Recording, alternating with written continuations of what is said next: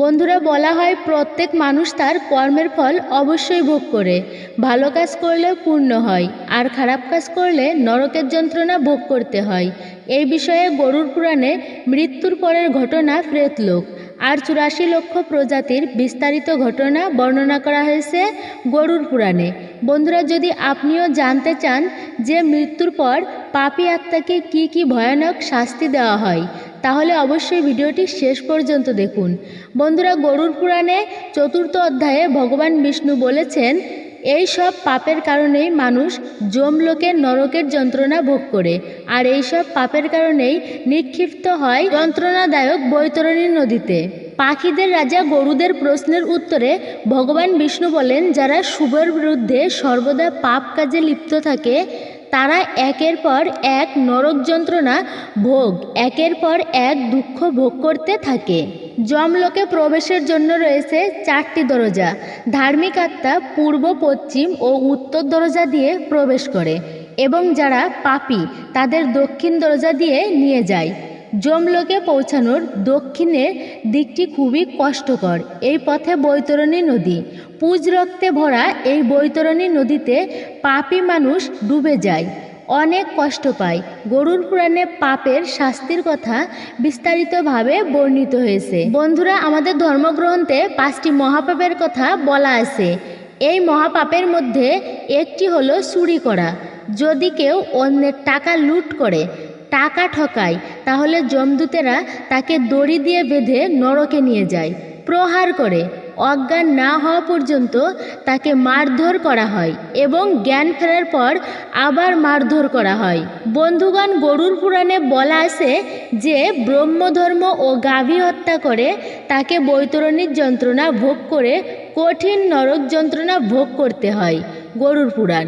বৈতরণী নদী দেখতে অনেক ভয়ানক। রক্তপুঞ্জ এই নদীতে উত্তপ্ত লাভার মতো ফুটতে থাকে। নদীর পাড়ে রয়েছে হাড়ের স্তূপ। পাপীকে এই নদী পার হয়ে এগিয়ে যেতে হয়। যে মহাপাপী ঘরে, গ্রামে বা বনে আগুন দেয়, যমদূত তাকে নিয়ে আগুনের গর্তে রান্না করে। সেই পাপী আগুনে পুড়ে লাভা পান করে। পাপী বিশ্রামের জন্য প্রার্থনা করলে যমদূতরা তাকে অশিপত্র নামক বনে নিয়ে যায়, যেখানে সূক্ষ্ম গাছের ধারালো পাতার তার অঙ্গ প্রত্যঙ্গ কেটে যায়। যমদূত তাকে সিক্ত ছায়ায় শান্তিতে ঘুমাতে বলে, কিন্তু ছিন্ন অঙ্গের ব্যথায় সে ঘুমোতে পারে না। যখন সে তৃষ্ণায় অস্থির হয়ে জল পান করার ইচ্ছায় জল চায়, তখন তাকে যমদূতের দ্বারা পান করার জন্য ফুটন্ত তেল দেওয়া হয়। সেই তেল পান করার সাথে সাথেই তার নাড়ি ভুঁড়ি জ্বলে ওঠে। সে নিচেই পড়ে হাহাকার করতে থাকে। কোনো রকমে আবার উঠে কাঁদতে কাঁদতে নিজের দুঃখের কথা জানায়। যারা অন্যের সম্পত্তি আত্মসাৎ করে তাদের আত্মাকে বন্দি করে তামিশ্র নামক নরকে নিক্ষেপ করা হয়। তাদের তখন এখানে আঘাত করা হয়, যা তাদের অজ্ঞান করে দেয়। জ্ঞান ফেরার পর তাদের আবার পিটিয়ে রক্তাক্ত করা হয়। শাস্ত্রমতে শাস্তির সময় শেষ না হওয়া পর্যন্ত এই চক্র চলতে থাকে। বন্ধুরা, হিন্দু শাস্ত্রে অহিংসা খুবই গুরুত্বপূর্ণ। গরুড় পুরাণে আরও বলা হয়েছে যে নিরীহ প্রাণী হত্যা করা মহাপাপ। এই জন্য গরুড় পুরাণে কঠোর শাস্তির কথা বলা হয়েছে। এমন ব্যক্তিকে গরম তেলে ভাজা হয়।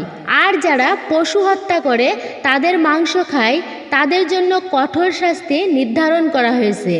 বন্ধুরা, কিছু পাপের শাস্তি এই সমস্ত শাস্তির চেয়েও সবচেয়ে বেশি। আসুন জেনে নিই গরুড় পুরাণে লেখা সেই ভয়ঙ্কর শাস্তি সম্পর্কে।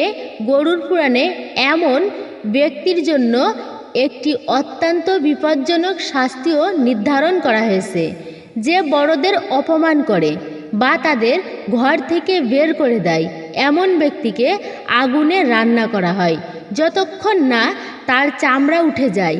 হিন্দুদের প্রাচীন ধর্মগ্রন্থ মনুস্মৃতির 2য় অধ্যায়ে একটি অত্যন্ত বিখ্যাত পংক্তি রয়েছে, যত্র নার্যস্ত পূজ্যন্তে রমন্তে তত্র দেবতা।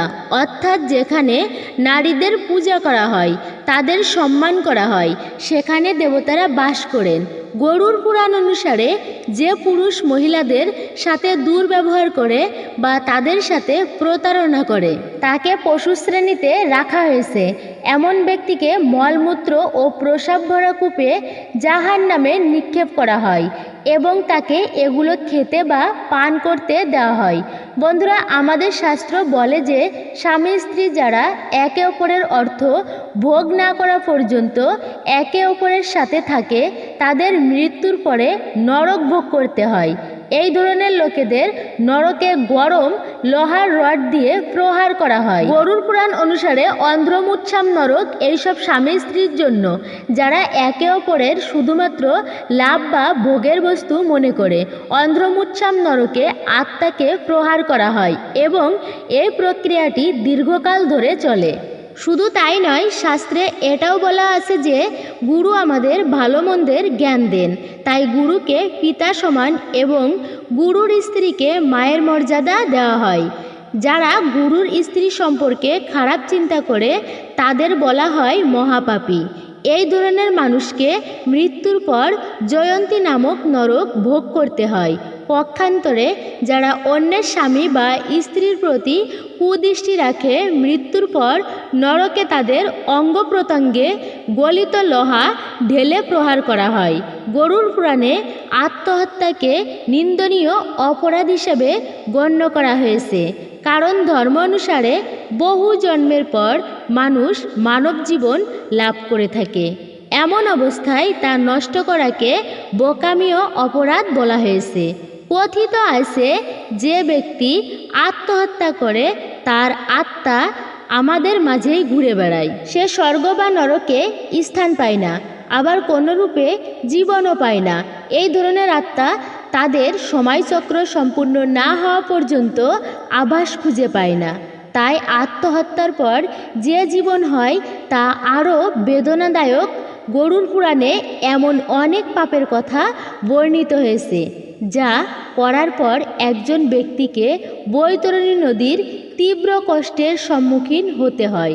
আসুন সংক্ষেপে জেনে নিই সেই সব পাপ যার কারণে বৈতরণী নদীতে আত্মাকে কষ্ট দেওয়া হয়।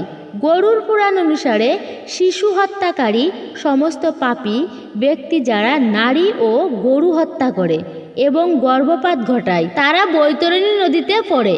এছাড়া যে ব্যক্তি গুরু, দেবতা, শিশু, ব্রাহ্মণ বা মহিলার সম্পদ চুরি, সে বৈতরণী নদীর কষ্ট ভোগ করে।